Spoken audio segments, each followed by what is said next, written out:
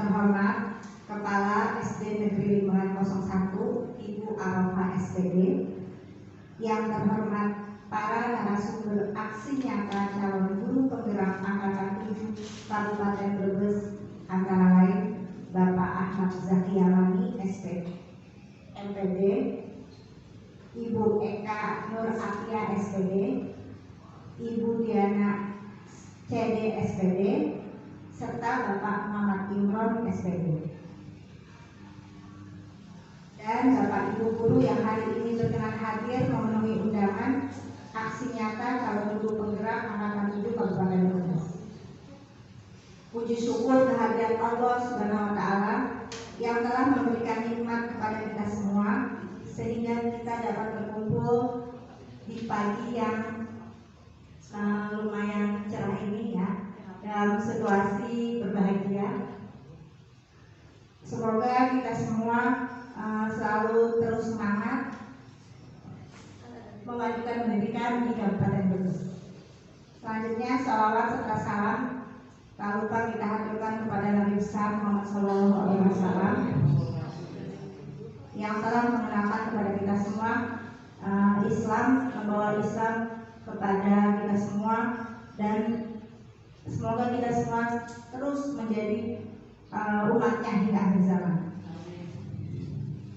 Berikut susunan acara hari ini, yaitu aksi nyata dari calon guru penggerak Angkatan 7 Kabupaten Brebes, yaitu 1. Pembukaan, 2.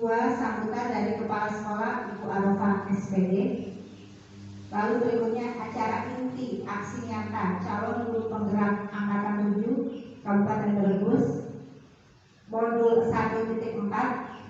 Yang pertama oleh Bapak Ahmad Zaki Alami MPD, Ibu Eka Nur Atia SPD, lalu Ibu Diana CD SPD, dan Bapak Muhammad Imron SPD. Pertanyaan-pertanyaan akan langsung dijawab, dikumpulkan setelah pemaparan. Lalu acara terakhir adalah penutup dan doa disampaikan oleh Bapak Muhammad Imron. Baik, menginjak acara kedua yaitu sambutan kepada Ibu Arafah SPD. Situ izin aja.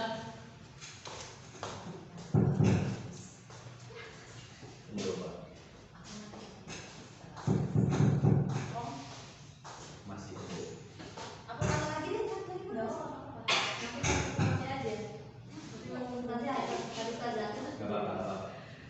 Assalamualaikum warahmatullahi wabarakatuh. Waalaikumsalam warahmatullahi wabarakatuh. Bismillahirrahmanirrahim.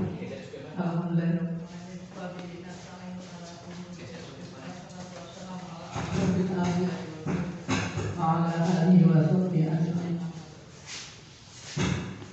Bapak Ibu guru CGP gabungan dari SD 1 dan pengabdian 1 dan pengabdian 2 dan ditambah dari gabungan 1 kami bekerja sama untuk aksi nyata. Semoga berhasil dan semoga lancar, semoga diturut oleh yang lainnya. Marilah kita bersama-sama memanjatkan puja dan puji syukur kepada Allah Subhanahu wa Ta'ala. Semoga hari ini akan mengadakan aksi nyata, semoga tidak ada halangan apapun. Salawat serta salam mari kita sampaikan kepada junjungan Nabi kita Muhammad SAW. Semoga kita menjadi pengikutnya dan mendapatkan sahabatnya di yaumil qiyamah nanti. Teman-teman sekalian, Bapak Ibu, baik moderator maupun yang lainnya, marilah kita untuk menjalankan dan melaksanakan uji coba, karena mungkin pertama ya di sini uji coba, dan semoga teman-teman yang lainnya mengikuti dengan baik dan semoga berhasil dan lancar, dan semoga mendapatkan nilai yang memuaskan atau juga sesuai dengan harapan kita semua yang menjadikan pemerintah menjadi tolak ukur para guru kita yang ingin dijadikan semua menjadi guru penggerak, dan semoga berhasil. Bapak Ibu guru, karena ini mungkin pertama, barangkali ada sesuatu yang kurang, marilah kita saling melengkapi, dan semoga ada pertanyaan-pertanyaan yang lainnya, semoga bisa menjawab dengan benar dan sesuai dengan harapan. Kita juga yang lainnya yang belum jadi CGP, semoga ini yang jadi CGP dan melaksanakan aksi nyata dan berhasil. Semoga CGP yang lainnya ikut serta dan ikut mencontoh keberhasilan dan kesiapsiagaan, sebab kalau tidak siap dan tidak mantap mungkin tidak akan berhasil. Begitu kiranya, sekian saja. Billahi taufiq wal hidayah. Wassalamualaikum warahmatullahi wabarakatuh.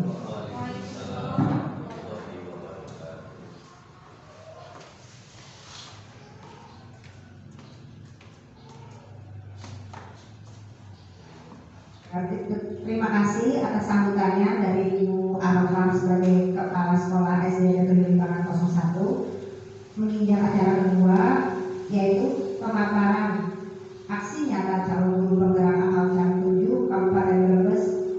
Baik, selanjutnya adalah pemaparan dari narasumber ketiga, Ibu Eka Lematian SPD. Bismillahirrahmanirrahim. Assalamualaikum warahmatullahi wabarakatuh.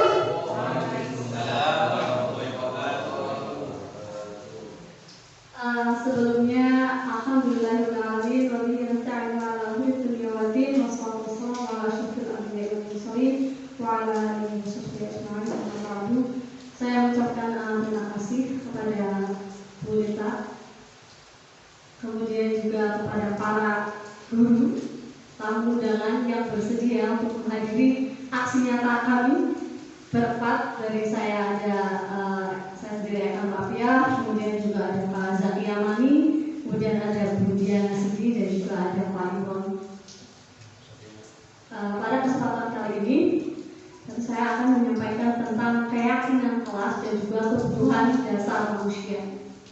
Jadi sebelum saya mulai tentang keyakinan kelas, apa sih yang ada di pikiran Bapak Ibu ketika mendengar kata keyakinan? Yakin, berarti apa Bapak Ibu? Percaya. Jadi yakin itu kita ketahui bahwasannya percaya. Keyakinan kelas berarti sesuatu yang dipercayai di dalam suatu kelas gitu. Tentang apa? Keyakinan itu tentu saja berawal dari nilai-nilai kebajikan. Nilai-nilai kebajikan kita mungkin bisa diperoleh dari salah satunya adalah profil pelajar Pancasila yang ada 6 dimensi itu. Kemudian mungkin kalau peraturan sudah tidak asing bagi Bapak Ibu, benar nggih? Iya, peraturan. Pertanyaan di sini, pertanyaan formatifnya, mengapa tidak peraturan saja? Mengapa harus keyakinan kelas gitu? Jadi sebenarnya peraturan pun juga tidak bermasalah, asalkan dalam peraturan itu kita memberikan pemahaman kepada peserta didik, kepada murid kita, kenapa sih harus melakukan peraturan itu? Kenapa sih kita harus menaati peraturan tersebut gitu?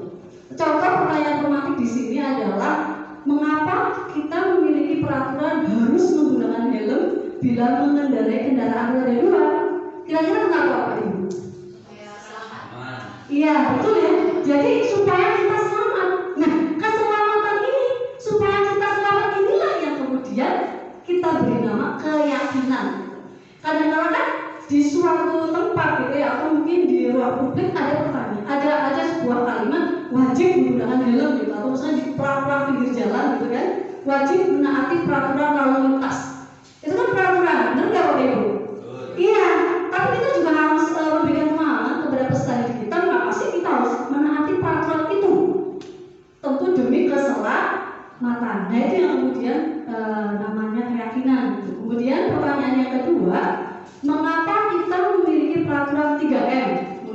masker, mencuci tangan, dan menjaga jarak 1,5 meter. Kenapa Bapak Ibu? Kesehatan. Betul, supaya kita sehat, terhindar dari apa nih yang sedang iya, virus corona gitu ya.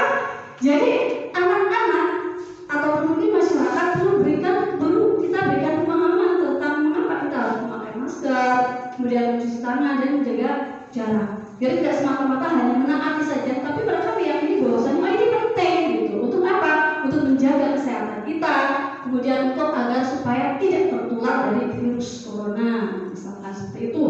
Kemudian pertanyaan yang ketiga, mengapa kita memiliki peraturan harus datang tepat waktu pada saat mengikuti pelatihan?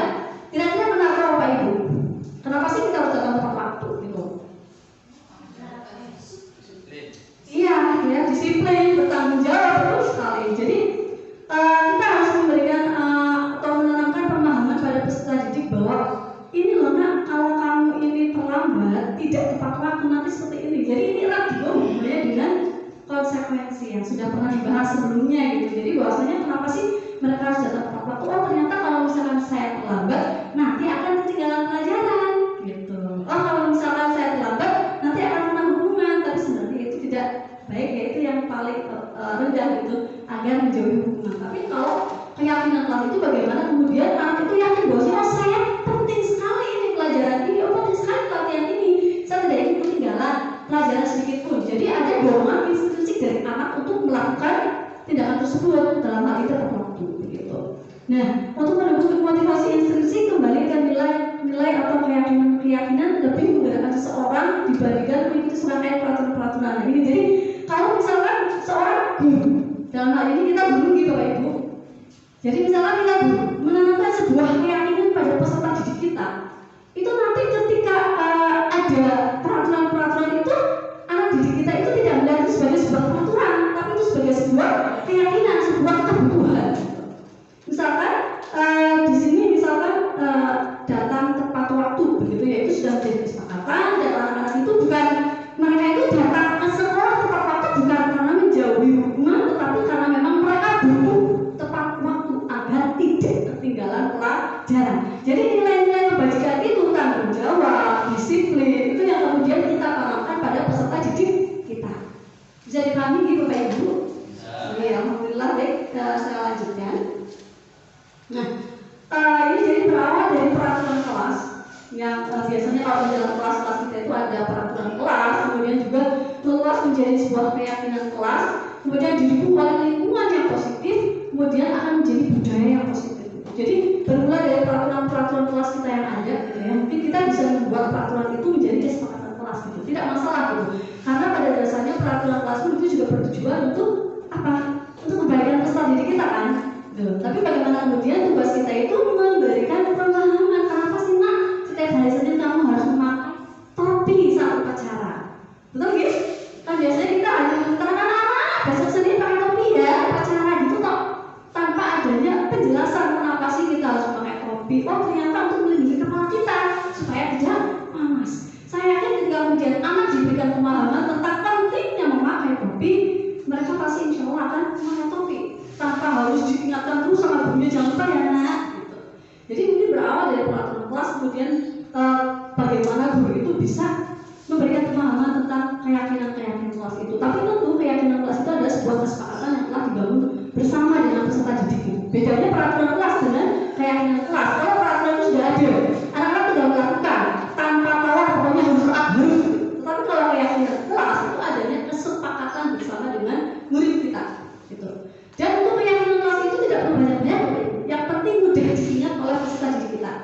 Dan bagaimana caranya supaya mudah diingat? Mungkin kita bisa menuliskannya gitu ya, membuat poster, kemudian kita bisa tempel di kelas atau mungkin bisa di majalah dinding di sekolah kita, sehingga mungkin anak-anak mudah teringat, oh iya kita punya keyakinan kelas seperti ini gitu. Dari awal tadi sudah disampaikan juga tentang kesalahan ya restitusi gitu. Itu pun juga ada tahap untuk menanyakan keyakinan gitu. Jadi ketika kemudian anak itu disadarkan pada keyakinan, insya Allah mereka akan lebih untuk bertanggung jawab dibandingkan hanya menjalankan peraturan karena takut hukuman gitu. Jadi lebih ke menyadarkan mereka sendiri, motivasi dari dalam diri mereka sendiri.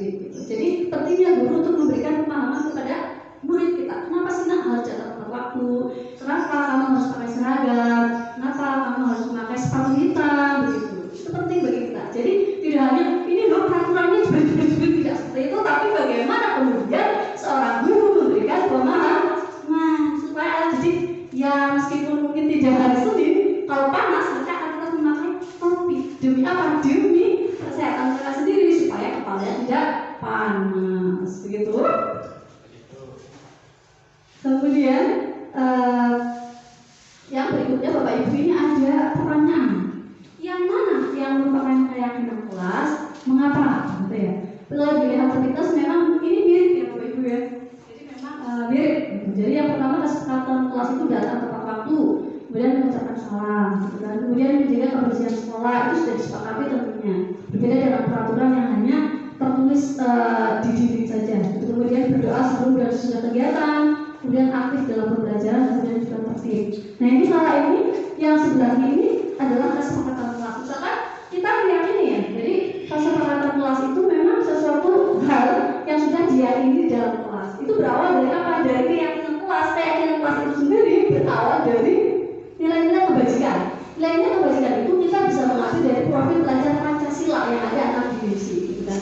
Jadi memang salah satu yang menjadi target atau tujuan dari kurikulum merdeka adalah proyek profil pelajar Pancasila gitu. Jadi bagaimana kemudian kita membentuk peserta didik kita, mengarahkan peserta didik kita itu untuk memiliki karakter seperti yang dijelaskan dalam profil pelajar Pancasila. Ada 6 hal itu Bapak Ibu gitu ya. Contohnya di sini misalkan kami guru dan murid yang saling menyayangi. Jadi kita bagaimana caranya guru itu menanamkan kepada peserta didik atau murid kita agar saling menyayangi. Kalau misalkan kita guru sudah memberikan katakanlah menanamkan keyakinan kepada murid kita agar saling menyayangi, nanti insya Allah tidak akan terjadi yang namanya apa Bapak Ibu kalau murid biasanya terteng karena tidak ada lagi perkelahian. Betul nggak Bapak Ibu? Karena dalam diri murid itu sudah terpetik tertanam bahwasanya saya harus saling menyayangi. Kita itu satu kelas, baru satu keluarga. Itu yang saya tanamkan kepada murid-murid di kelas. Anak-anak kita semua adalah keluarga. Ketika kalian berada di kelas itu adalah keluarga kita. Adik-adik kita, saudara-saudara kita, adik kita di kelas 1, 2, 3, saya mengajar di kelas 4, kemudian kakak kita kelas 5 dan kelas 6 kita harus menghormati saling menyayangi. Jika ada masalah bisa diselesaikan dengan baik-baik, tidak harus dengan bertengkar atau berkelahi. Jadi bagaimana caranya supaya anak-anak itu meyakini bahwa kita adalah keluarga. Keluarga itu harus saling menyayangi, termasuk juga dengan guru. Saya selalu memberikan peringatan kepada anak-anak di sini. Orang tua kalian adalah ibu. Jadi ayo kita bareng-bareng kita bekerja sama, saling menghormati, saling menghargai siapapun yang berbicara di depan, gitu ya. Supaya apa? Tercipta keharmonisan, sehingga tidak ada kesalahpahaman. Gitu. Kalau misalkan kalian punya masalah, boleh, nggak apa-apa, sharing dengan guru. Gitu. Kemudian yang berikutnya kami murid yang semangat belajar. Jadi harapannya ketika kita sudah menanamkan ke peserta didik bahwa, nah kamu datang ke sini untuk apa? Untuk belajar. Berikan pastikan keyakinan bahwasanya kita datang ke sekolah itu untuk belajar, bukan hanya untuk bermain-main. Bermain-main tentu saja itu boleh, tetapi saat jam istirahat. Tetapi ketika jam pelajaran, ya bagaimana kemudian kita bisa belajar? Karena tujuan utama kesini adalah tolabul ilmi. Insya Allah ketika dalam diri anak sudah tepat keyakinan, wah saya datang ke sekolah untuk belajar. Jadi ketika kemudian guru memberikan tugas, insya Allah mereka akan mengerjakan. Ketika kemudian kita berikan instruksi, ayo nak kita praktek, ayo nak kita kerjakan ini, insya Allah mereka mau. Karena kita sudah memberikan atau menanamkan keyakinan mereka datang ke sini untuk belajar. Belajar agar supaya apa? Supaya pintar misalkan atau mendapatkan cita-cita atau kelas seperti itu. Mewujudkan cita-cita maksudnya. Kemudian yang berikutnya adalah kami murid yang peduli dengan teman-teman. Nah, ini sebuah keyakinan yang dilakukan ke peserta didik, sehingga ketika ada teman kita yang misalkan tidak punya uang saku gitu ya, misalkan dia sendirian, kita sedang jajan, terus kemudian ada temannya nggak jajan, tawarin gitu. Kenapa kamu nggak jajan gitu? Atau ini mau nggak jajan saya? Nah, seperti itu kita perlu menanamkan keyakinan atau katakanlah nilai-nilai kebajikan seperti itu kepada peserta didik. Jangan sampai kemudian kita makan enak-enak gitu, tapi tentara teman kita tidak jajan gitu. Jadi ini bisa kita yakinkan kepada peserta didik kita, sehingga ketika ada anak yang kemudian dia tidak jajan, teman-temannya bisa saling memberi begitu. Gitu. Kemudian ketika ada teman yang tidak membawa pensil, gitu kan, tidak membawa pulpen, jangan menunggu guru perintahkan,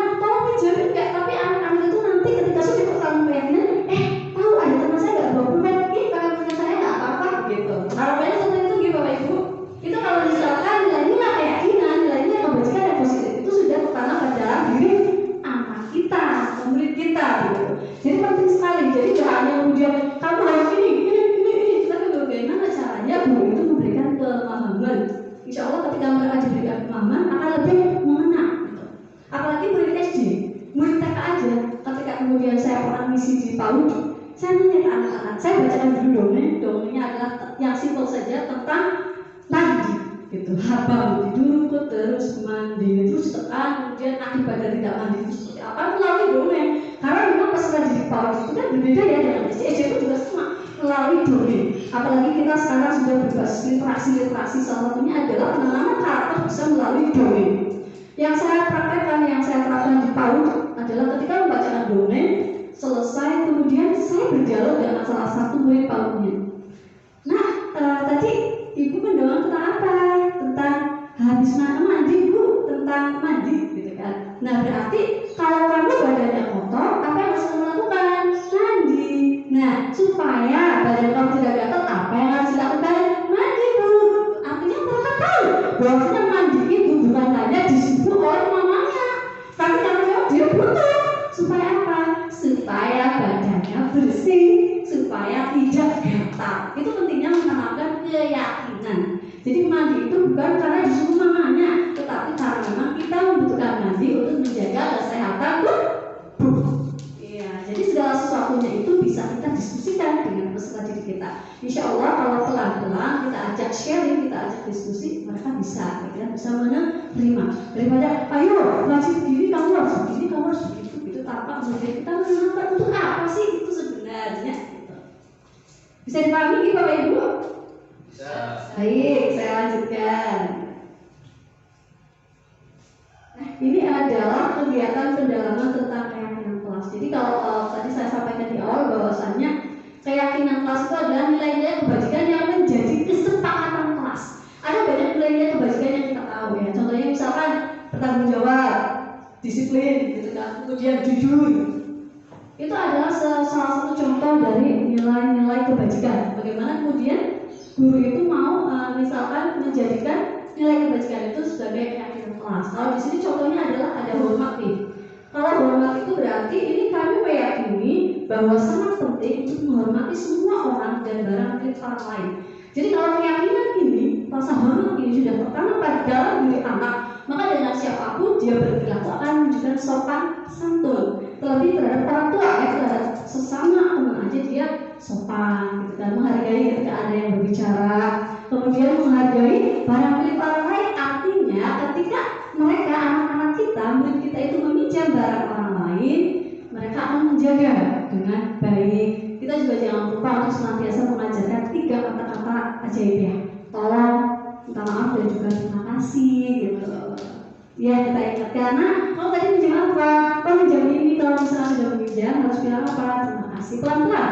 Ternyata kalau misalnya sering kita ingatkan, sering kita juga tunjukkan keteladanan guru. Misalnya saya minjam apa dari peserta didik dan guru kita, terima kasih ya nak. Itu dipraktekkan sama anak-anak. Biasanya kalau kita bagaimana?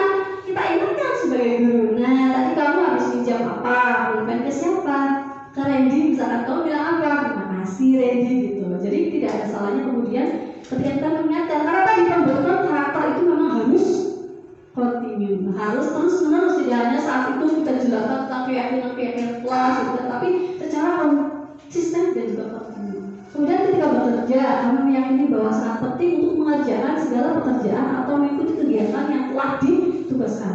Keyakinan ini berarti lebih ke tanggung jawab gitu. Bagaimana kemudian ketika mereka diberikan tugas itu mau menyelesaikan, kemudian diterima dan dimiliki. Kami meyakini bahwa sangat penting untuk merasa diterima pada suatu kelompok dan saling peduli satu sama lain. Jadi biasanya bukan hanya di lingkungan orang dewasa saja, anak-anak juga sama. Biasanya itu legend gitu ya. Nah, bagaimana kemudian kita sebagai seorang guru bisa menghilangkan gap-gap atau blok-blokan seperti itu. Jadi bagaimana caranya mungkin bisa dengan kelompok ya, pembentukan kelompok itu mungkin guru yang mengarahkan juga bisa, atau mungkin kita berikan pemahaman bahwasanya kita semua sama, semua teman itu sama anak gitu. Jadi kamu nggak usah pilih-pilih teman gitu. Dengan berteman dengan siapa saja insya Allah baik gitu. Tergantung bagaimana kemudian kita berperilaku. Kalau kita baik insya Allah mereka juga akan baik seperti itu. Nah kalau hormat di sini dijelaskan di tabel ini, kalau hormat itu berarti tampak seperti datang tepat waktu, tidak tampak seperti sering hadir terlambat. Jadi hormat di sini adalah ketika kemudian anak itu datang tepat waktu, berarti keyakinannya oh dia ingin apa, ingin menghormati gurunya juga. Dan selain tadi tidak ingin ketinggalan pelajaran, dia tampaknya yang terlihat dari mereka ketika kemudian hormat itu berarti kata tepat waktu ditujukan seperti itu ya, apa seperti kemudian menyapa teman dan guru setiap hari itu juga bagian dari nilai hormat ya, menyapa gitu. Kemudian mengembalikan barang teman yang telah dipinjam dan mengucapkan terima kasih itu.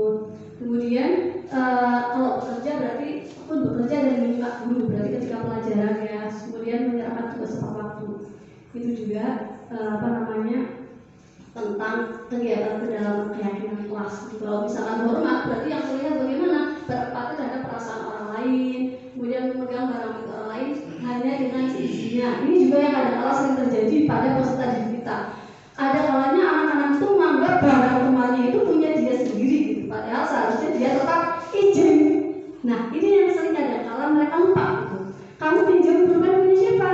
Punya si Rizky, Bu. Kamu sudah bilang belum? Sudah izin belum? Mana kita ingatkan tentang kalau pelajaran agama berarti ada yang istilah namanya gusuk gitu Bapak Ibu. Nah, kita mengingatkan bahwasanya tidak boleh kita memakai barang orang lain tanpa seizinnya gitu ya. Itu perlu juga kita berikan pemahaman atau pengajaran kepada peserta didik kita. Lalu perilakunya bagaimana sih? Perilaku orang yang menghormati itu tersenyum ramah gitu ya, tidak buruk ya, bahasa tidak cemberut gitu ya. Masa iya saya kasih salam sambil buka cemberut kan juga nggak matching gitu ya, tapi dengan tersenyum mengucapkan salam, assalamualaikum guru atau assalamualaikum teman-teman gitu. Kemudian memberikan salam hormat dengan berjabat tangan, kemudian memberikan ruang bekerja dan postur tubuh yang tenang gitu ya.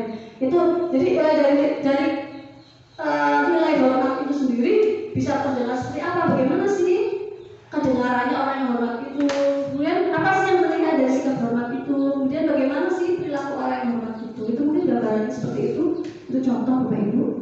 Nah, coba kita sini. Tadi kita sudah saya sampaikan bahwasanya contoh-contoh dari keyakinan itu misalkan bertanggung jawab, keselamatan, kemudian disiplin dan sebagainya. Nah, kita lihat di tabel. Di sini ada peraturan dan juga ada keyakinan. Nah, dari peraturan ini selalu kembalikan buku ke tempatnya. Kira-kira keyakinan apa yang kita bangun dari peserta didik atau dari murid kita? Tanggung jawab. Oke, nanti kita lihat ya anak-anak Bapak Ibu. Terus kemudian dilarang mengganggu orang lain. Kira-kira apa keyakinannya? Iya, menghormati orang lain ya. Coba kita cek. Kemudian hadir di sekolah 15 menit sebelum pembelajaran dimulai. Keyakinan apa? Iya, disiplin. Oke. Kemudian dilarang melakukan kekerasan. Apa nih? Ya, keselamatan. Ya, coba kita cek nanti. Kemudian dilarang menggunakan narkoba. Kira-kira keyakinannya apa? Iya, kesehatan ya. Terus kemudian bergantian atau menunggu giliran. Berarti entah apa nih? Iya, disiplin masuk ya. Iya. Kemudian menghormati orang lain masuk nggak? Masuk ya. Nanti kita coba lihat. Kemudian gunakan masker. Iya benar ya, alasan kesehatan. Kemudian jangan berlari di kelas atau koridor. Iya, kita cek ya. Apakah tadi jawaban Bapak Ibu sudah benar atau belum gitu ya? Nah, ini dia. Jadi selalu kembalikan buku ke tempatnya. Kita bisa menekankan keyakinan kepada murid kita bahwa ini adalah perilaku bertanggung jawab. Contohnya adalah selalu mengembalikan buku ke tempatnya, kemudian menjaga barang teman yang dia pinjam gitu kan. Kemudian dilarang mengganggu orang lain. Jadi keyakinan kelas yang kita lakukan adalah menghormati orang lain. Kemudian hadir di sekolah 15 menit sebelum pembelajaran dimulai. Ini bisa menghormati orang lain ya, menghormati gurunya kan. Biasanya kalau misalkan kita selalu terlambat, kesannya kan kayak kita menyepelan guru, itu nggak baik. Nah, itu kan. Terus kemudian berkomitmen untuk disiplin, untuk tepat waktu supaya tidak ketinggalan pelajaran seperti itu. Kemudian dilarang melakukan kekerasan, tadi keselamatan dan juga menghormati orang lain gitu ya. Terus kemudian dilarang menggunakan narkoba, kesehatan ada jelas. Kemudian bergantian atau menunggu giliran juga menghormati orang lain atau melatih kesabaran. Jadi penting ya bagi kita untuk melatih kesabaran pada peserta didik kita atau murid kita. Kemudian gunakan masker, itu tadi tentang kesehatan dan juga keselamatan.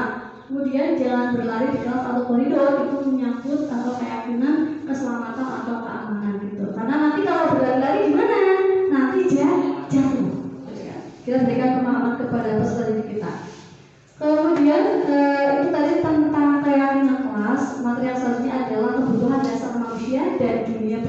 males gitu. Mungkin ini sering terjadi ya, mungkin Bapak Ibu mungkin tidak asing dengan anak-anak yang misalkan melanggar peraturan, benar nggak Bapak Ibu? Iya ya, kita semua pasti sebagai guru pernah menangani atau bertemu anak-anak yang melanggar peraturan, benar nggak? Iya ya, misalkan kita minta anak-anak untuk datang tepat waktu jam 7, ternyata mereka terlambat gitu, ya kan? Ketika kemudian anak ini sering tidak mengerjakan PR, gitu kan? Kenapa? Gitu kan? Nah itu sering ya mungkin terjadi Bapak Ibu. Nah ketika ini terjadi, apa sih yang Bapak Ibu lakukan ketika ada peserta didik atau murid kita di kelas yang melakukan kesalahan? Hukum. Iya. Selain itu, Bapak Ibu selain ditegur, ada lagi Bapak Ibu. Jadi ya idealnya adalah kita itu kalau misalkan ada anak kita salah itu cenderung langsung memberikan hukuman. Padahal hukuman itu tentu tidak baik untuk mereka. Nah, lalu apa yang harus kita lakukan? Gitu kan? Nah, biasanya nih, saya yakin setiap orang itu memiliki tujuan. Benar nggak Pak Ibu? Iya. Jadi ketika kemudian murid kita melakukan kesalahan, itu memang kita harus tahu dulu kenapa sih mereka itu melakukan kesalahan, gitu kan? Harus cari tahu alasannya. Jangan langsung kemudian kamu salah ya, kemudian langsung dihukum seperti itu. Nah itu tentu tidak bagus Bapak Ibu. Nah makanya pentingnya nanti ada hubungannya juga dengan restitusi ya, segala restitusi yang nanti akan disampaikan tadi juga seperti disinggung oleh Bu Diana tentang segitiga restitusi atau tentang restitusi. Jadi pentingnya bagi seorang guru untuk memenuhi kebutuhan dasar manusia. Maksudnya apa sih? Kenapa kita harus mempelajari atau memahami kebutuhan dasar manusia supaya ketika murid kita melakukan kesalahan kita tidak asal langsung cus kasih hukuman, cus misalkan disuruh ngapain, enggak, tapi kita selidikin dulu nih kenapa ya kira-kira dia sering terlambat, kenapa ya dia sering tidak mengerjakan PR, kenapa ya kok dia sering ganggu teman-temannya gitu. Jadi jangan langsung kamu salah duduk, kamu salah duduk, nah enggak seperti itu. Jadi harapannya Bapak Ibu mulai dari saat ini bisa merubah gitu ya sikap yang udah langsung hukum saja, tapi kita bisa beralih ke segitiga restitusi. Jadi ada tahapan-tahapannya Bapak Ibu sebelum kemudian kita langsung menyalahkan pesan kita gitu. Baik, saya lanjut tadi ya, apa sih kebutuhan dasar manusia itu dan dunia berkualitas gitu ya. Nah dari sini ada berapa Bapak Ibu kebutuhan dasar manusia? 5. Iya, ada 5 kebutuhan dasar yang akan saya bahas dan kita diskusikan ya. Kebutuhan dasar yang pertama itu adalah kebutuhan dasar bertahan hidup. Contohnya apa sih Bapak Ibu kalau kebutuhan untuk bertahan hidup itu? Makan, lagi minum gitu ya. Iya. Jadi yang paling gampang kebutuhan bertahan hidup adalah makan dan minum, betul ya. Kemudian ada kasih sayang dan diterima, gitu ya. Kasih sayang itu berarti gimana?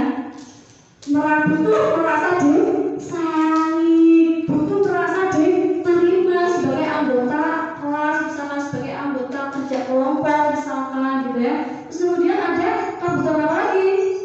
Kesenangan. Contohnya misalkan ya mereka senang apa? Bermain-main gitu kan. Terus kemudian bercanda dengan teman-temannya begitu ya. Terus kemudian ada apa lagi Bapak Ibu? Penguasaan gitu. Maksudnya apa sih Bapak Ibu? Ingin jadi pemimpin. Iya, ya anak-anak itu pengen diakui saya berkuasa, saya mampu gitu loh. Iya nggak? Kadang kalau kita pun sebagai orang dewasa itu merasa ingin diakui, betul nggak Bapak Ibu? Iya, ketika kita melakukan satu pencapaian kita pengen diapresiasi, pengen diakui, oh ini dia keren, iya nih. Nah begitu juga anak-anak kita Bapak Ibu. Jadi bagaimana caranya kemudian kita bisa memberikan kebutuhan penguasaan itu kepada murid kita. Kemudian yang berikutnya ada kebebasan. Contohnya apa? Bebas yang bagaimana? Contohnya misalkan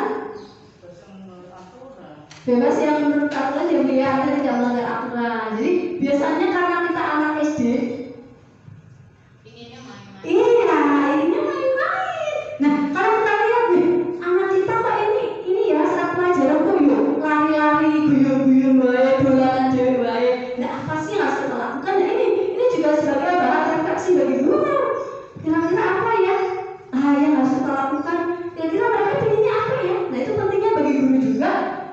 berkaitan dengan pemilihan metode pembelajaran, media belajar itu nanti sangat pautnya banyak banget Bapak Ibu. Bukan hanya kebutuhan dasar manusia ketika itu dipahami oleh seorang guru, nanti enak ketika menyelesaikan masalah kita kembalikan kepada kebutuhan mereka. Ketika kemudian kita melakukan kegiatan pembelajaran itu juga kita fokus ke kebutuhannya. Ketika di kelas misalkan sedang pelajaran matematika, mereka bingung, kita serius menerangkan gitu ya, tapi anaknya bingung. Nah itu coba anak yang bingung itu jangan serta-merta kemudian kita diam. Kira-kira apa terjadi kalau kita kayak gitu Bapak Ibu? Mereka akan apa Bu? Iya tertekan. Kira-kira kalau anak tertekan pelajaran masuk tidak? Tidak akan masuk. Apalagi pelajaran matematika yang membutuhkan konsentrasi dan suasana yang menyenangkan. Maka bagaimana caranya kita seorang guru bisa menciptakan suasana pembelajaran yang menyenangkan supaya peserta didiknya tidak takut. Jangan ditanya dong, nah kenapa kamu saat pelajaran matematika? Oh sering ini, misalnya sering guyonan. Saya bosan pelajaran matematikanya Bu, gitu kan. Nah kira-kira kebutuhan apa yang ini harus dipenuhi oleh anak itu? Misalkan saat pelajaran dia guyonan terus tidak memperhatikan. Berarti kebutuhan dasar apa yang harus kita penuhi sebagai seorang guru? Dari 5 kebutuhan ini. Iya, anak-anak kita itu pengen bermain Bapak Ibu, apalagi SD ya, masih ragu gunanya. Kan belajar sambil bermain juga bisa gitu. Iya, selama kita bisa manage ya, apa sih kemudian kita bermain, kemudian belajar matematika juga harus kaku, harus tegang, menegangkan gitu kan. Tapi bagaimana caranya seorang guru bisa mengajarkan matematika dengan cara yang menyenangkan. Oh kalian bosan ya, ayo nak kita keluar kelas gitu kan. Kita belajar outdoor, kita belajar menghitung volume. Kalian bosan ya menghitung bangun-bangun data dulu. Ayo kita keluar kelas ya. Kita menghitung misalkan volume daun, panjang daun, itu kan juga masuk ya, masuk dalam pembelajaran menghitung panjang, lebar, luas, volume dan sebagainya. Jadi itu juga menuntut guru untuk berkreativitas gitu. Jadi ketika kemudian ada murid yang melakukan kesalahan, mari kita selidiki dulu apa sih yang mereka butuhkan gitu kan. Oh barangkali mereka bosan. Oh kenapa sih dia selalu mengganggu temannya. Oh ternyata dia itu butuh kasih sayang gitu.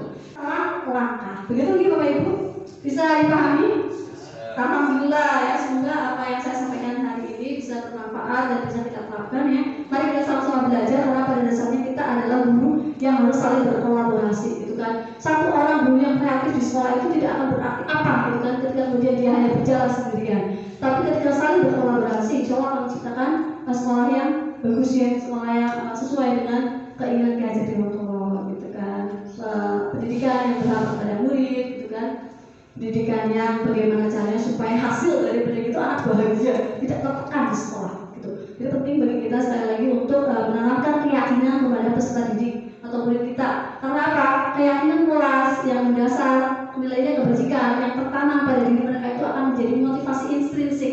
Ketika motivasinya itu dari dalam diri mereka sendiri, insya Allah akan lebih kuat dibandingkan hanya saya takut dihukum, saya takutnya dimarahin ibu. Nah, tapi ketika itu sudah berasal dari dalam diri mereka sendiri, insya Allah mereka akan lebih kokoh dalam menjalankan tugas-tugasnya. Dan ketika kita memahami kebutuhan dasar manusia juga akan lebih efektif dalam menyelesaikan permasalahan yang terjadi dalam kelas. Itu mungkin cukup sekian ya. Mungkin saya kembalikan ke moderator, barangkali mungkin ada yang mau didiskusikan atau ditanyakan. Bapak Ibu silakan. Ya. Terima kasih banyak atas ilmu yang diberikan Bu Eka. Ya, semoga kita bisa mempraktekkan dalam kehidupan sehari-hari di sekolah. Selanjutnya saya buka sesi tanya jawab. Silakan Bapak Ibu yang ingin bertanya.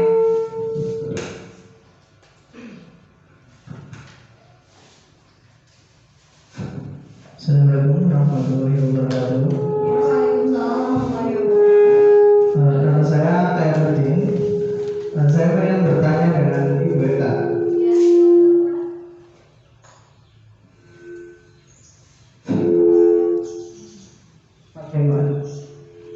Bagaimana cara kita seorang guru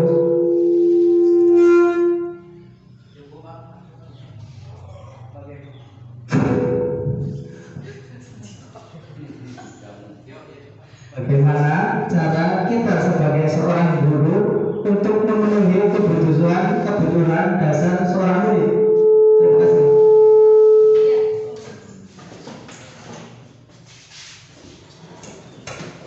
Baik, terima kasih atas pertanyaannya Pak Khairudin. Jadi bagaimana sih caranya kita sebagai seorang guru itu memenuhi kebutuhan dasar manusia, ya, atau kebutuhan dasar murid kita ini, Pak Udin ya? Ya, jadi misalkan ada murid nih yang melakukan kesalahan gitu ya, kemudian kita menerapkan segitiga diskusi, bisa dengan katakanlah mencari tahu apa sih kebutuhannya, gitu kan? Kenapa sih dia itu misalkan selalu misalkan buat masalah atau katakanlah selalu ada peraturan. Nah, ketika kebutuhan dasarnya sudah kita ketahui, misalkan dia kebutuhan dasarnya adalah kurang kasih sayang, misalnya ya, kalau ya, nih misalkan di sini kasih sayang dan merasa diterima. Nah, ketika itu bisa diberikan oleh seorang guru, ya silakan. Seorang guru bisa memberikan kan? Kita juga di sekolah juga sebagai ibu kan, bisa juga berperan sebagai sahabat kan? Ya, kita bisa memberikan rasa perhatian atau kasih sayang itu kepada murid kita. Tapi ketika kemudian kebutuhan dasarnya itu adalah menyangkut hal-hal yang besar, misalkan ini anak kok sering buat masalah, misalkan apa? Misalkan dia selalu meminjam sepeda tanpa izin, gitu ya, memakai sepeda temennya tanpa izin. Nah ini kan kebutuhan dasarnya berarti dia ingin memiliki sepeda, betul nggak Pak Ibu? Nah bisa nggak kita penuhi? Gurunya ya, kalau gurunya mau memberikan nggak apa-apa, gitu. Tetapi kita bisa berkolaborasi dengan orang tua siswa, orang tua murid, gitu ya. Jadi memang dalam mendidik murid-murid kita tidak bisa berdiri sendiri, kita harus berkolaborasi dengan orang tua. Jadi kalau misalnya ini anak ternyata kurang perhatian, kita bisa memberikan perhatian secukupnya di sekolah karena waktu kita kan terbatas nih. Nanti kita bisa sampaikan ke wali murid kita, wali murid anak didik kita, gitu ya, Bapak Ibu, punten, gitu ya. Ini anaknya misalkan minta tolong diperhatikan dan sebagainya, gitu ya. Jadi kesimpulannya adalah bisa kita sebagai seorang guru bisa memenuhi kebutuhan dasarnya sebatas yang kita mampu. Kalau misalkan kita memiliki keterbatasan, tidak mampu, ya kita bisa berkolaborasi dengan orang tua. Jadi harapannya apa? Di sekolah anak nyaman, di rumah juga nyaman, gitu kan? Karena memang kesuksesan belajar itu juga tidak bisa diraih hanya dari sekolah saja, tapi bagaimana caranya kita juga bisa berkolaborasi. Termasuk dengan karakter juga sama. Kita harus berkolaborasi. Jadi intinya bisa selama guru bisa melakukan, tapi kita juga bisa berkolaborasi dengan wali murid. Begitu nih Pak Udin? Cukup nih? Ya, cukup Bu Nita. Saya pikir itu saja Bapak Ibu. Mohon maaf apabila selama penyampaian ada hal-hal yang kurang berkenan. Semoga bisa bermanfaat bagi kita semua, bisa kita terapkan dalam kehidupan sehari-hari, gitu ya, tidak hanya di sekolah. Wabillahi taufiq wal hidayah. Wassalamualaikum warahmatullahi wabarakatuh.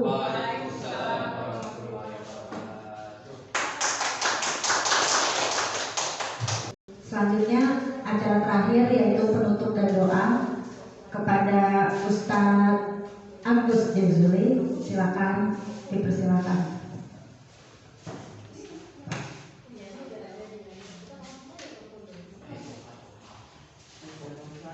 Assalamualaikum warahmatullahi wabarakatuh.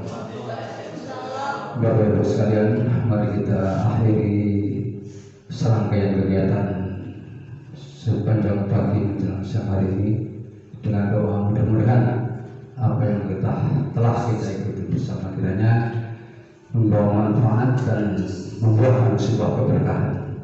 Allahumma shalli wa sallim ala habibina sayyidina wa habibina wa sayyidina wa qalbina sayyidina wa maulana Muhammad wa sallim wa radiyallahu tabaraka wa ashabi rasulillah ajma'in.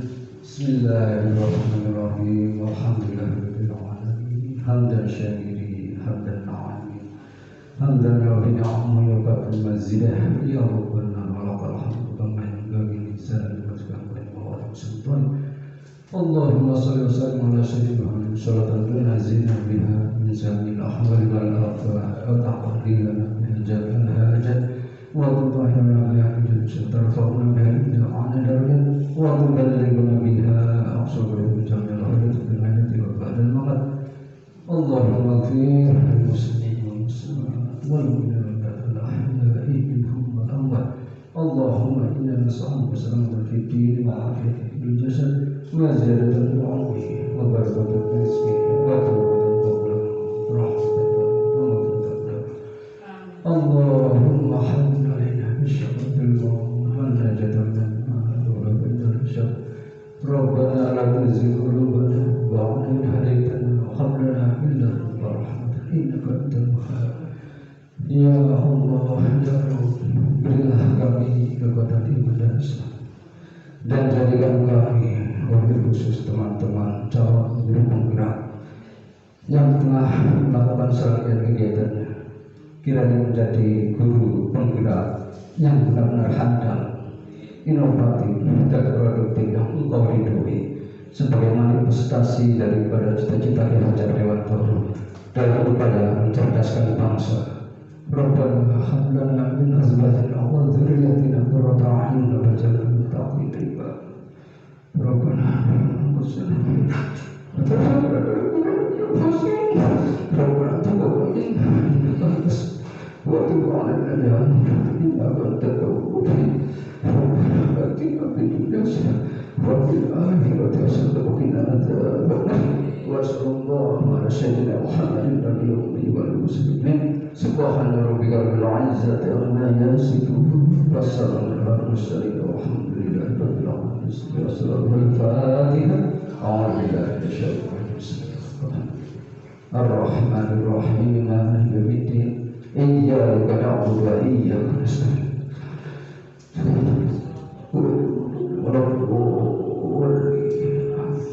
Allahumma billah wa minkum assalam warahmatullahi wabarakatuh.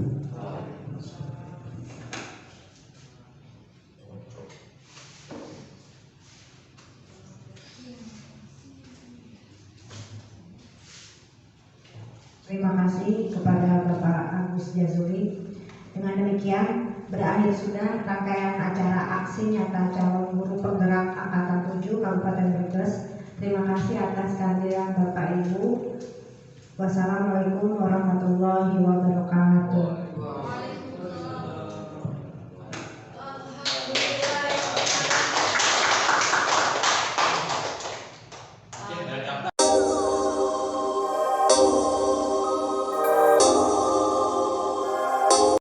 Assalamualaikum warahmatullahi wabarakatuh. Nama saya Saadianta Malili, salah satu pengajar di SD Negeri Limbangan 01 Kecamatan Losari, sekaligus sebagai teman sejawat dari Bu Eka Nur Apia. Setelah mendengarkan aksi nyata yang disampaikan oleh Bu Eka pada praktik dari kegiatan CGP, kami menjadi paham bahwa budaya positif perlu terus ditanamkan di sekolah. Salah satu yang kami terapkan di sekolah kami adalah pembiasaan di pagi hari. Jadi kami bersama siswa berkumpul di pagi hari untuk memulai sekolah dengan cara mengulang ayat-ayat doa-doa pendek, ayat-ayat Al-Quran, ataupun bernyanyi tentang lagu-lagu wajib ya, agar anak terus paham dan ingat terus. Dan kami di sini juga mulai menghilangkan yang namanya hukuman dan berganti dengan konsekuensi. Ya, sekian komentar dari saya. Sukses selalu untuk Bu Eka. Wassalamualaikum warahmatullahi wabarakatuh. Assalamualaikum warahmatullahi wabarakatuh. Perkenalkan, saya Lornil. Kami sangat senang diajar Bu Eka karena Bu Eka tidak langsung menghukum kami saat melakukan kesalahan. Kami juga diajar budaya positif seperti sopan santun, saling menghormati, tolong menolong. Sekian, terima kasih. Wassalamualaikum warahmatullahi wabarakatuh. Assalamualaikum warahmatullahi wabarakatuh. Nama saya Ihsan. Saya senang diajar oleh Bu Eka karena Bu Eka baik dan selalu mengajarkan kita sopan santun dan saling tolong menolong. Sekian, terima kasih. Assalamualaikum warahmatullahi wabarakatuh. Refleksi penerapan budaya positif di sekolah serta tindak lanjut.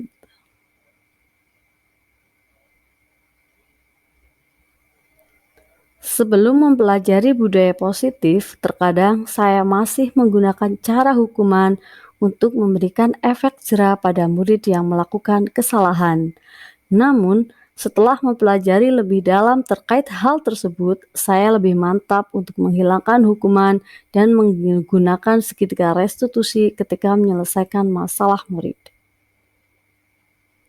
Selain itu, dengan adanya keyakinan kelas yang sudah disepakati bersama dengan murid, guru menjadi lebih mudah untuk mengingatkan murid ketika mereka melakukan pelanggaran disiplin. Namun, hal tersebut tidak lantas membuat saya merasa puas, karena pada dasarnya penanaman sikap disiplin perlu dilakukan secara berkesinambungan. Melalui kegiatan aksi nyata penyebaran pemahaman budaya positif bersama dengan kepala sekolah dan rekan guru, saya berharap penanaman budaya positif di sekolah semakin meluas. Sebagai tindak lanjut dari kegiatan aksi nyata tersebut, saya bersama dengan seluruh warga sekolah berupaya untuk menerapkan budaya positif di sekolah. Sekian dan terima kasih, semoga bermanfaat.